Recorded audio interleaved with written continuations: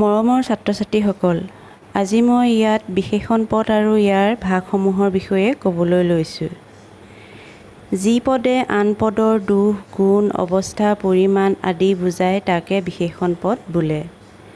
বিশেষণ পদক তিনিটা ভাগত ভাগ কৰা হৈছে। সেইকেইটা হৈছে বিশেষ্যৰ বিশেষণ, বিশেষণীয় বিশেষণ আৰু ক্ৰিয়া বিশেষণ।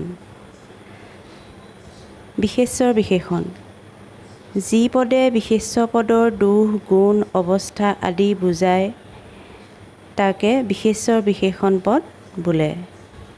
যেনে ধুনীয়া ছোৱালী, ডাঙৰ ঘৰ, ওখ পৰ্বত ইত্যাদি। ইয়াত থকা ছোৱালী, ঘৰ আৰু পৰ্বত এইকেইটা হৈছে বিশেষ্য পদ। এতিয়া এই পদকেইটাৰ গুণ বুজাবৰ বাবে ধুনীয়া, ডাঙৰ আৰু ওখ এই বিশেষণ পদকেইটা ব্যৱহাৰ কৰা হৈছে। গতিকে এইকেইটাক কোৱা হয় বিশেষ্যৰ বিশেষণ। বিশেষণীয় বিশেষণ: যি পদে আন বিশেষণ পদৰ বিশেষকৈ দেখুৱায় তাক বিশেষণীয় বিশেষণ বোলে। যেনে বৰ ধুনীয়া ছোৱালী, ঢকঢকীয়া বগা কাপোৰ, টিকটিকীয়া ৰঙা ফুল। ইয়াত ধুনীয়া ছোৱালীৰ ধুনীয়াটো হৈছে বিশেষণ পদ।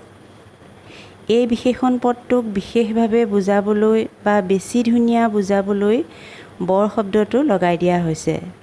গতিকে এই বৰটো হৈছে বিশেষণীয় বিশেষণ। ঠিক তেনেদৰে বগা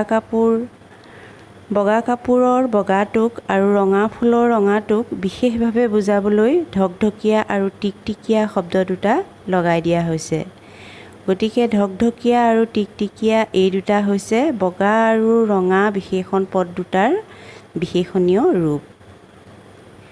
ক্ৰিয়া বিশেষণ: যি বিশেষণ পদে ক্ৰিয়াৰ ধৰণ, কৰণ, অৱস্থা, গুণ আদি বুজায় তাকে ক্ৰিয়া বিশেষণ বোলে। যেনে লাহে লাহে যাবা, খৰকৈ লিখা, ভালকৈ খোৱা ইত্যাদি। ইয়াত যাবা, লিখা, খোৱা এইকেইটা হ'ল ক্ৰিয়াপদ। এই ক্ৰিয়াপদকেইটাৰ গুণ বা অৱস্থা বুজাবলৈ ইহঁতৰ আগত লাহে লাহে, খৰকৈ আৰু ভালকৈ এই বিশেষণ পদকেইটা ব্যৱহাৰ কৰা হৈছে। গতিকে এনেধৰণৰ ক্ৰিয়াপদৰ আগত বহি দুখ, গুণ বুজোৱা বাবে এইকেইটা হৈছে ক্ৰিয়া বিশেষণ। আশা কৰোঁ তোমালোকে আজি ভিডিঅ'টোৰ পৰা বিশেষণ পদৰ ভাগকেইটাৰ বিষয়ে অলপ হ'লেও বুজি পালা। গতিকে ভিডিঅ'টো লাইক কৰিবা, কমেণ্ট কৰিবা, শ্বেয়াৰ কৰিবা আৰু এনেধৰণৰ ভিডিঅ' আৰু পাবৰ বাবে চেনেলটো ছাবস্ক্ৰাইব কৰি দিবা। ধন্যবাদ।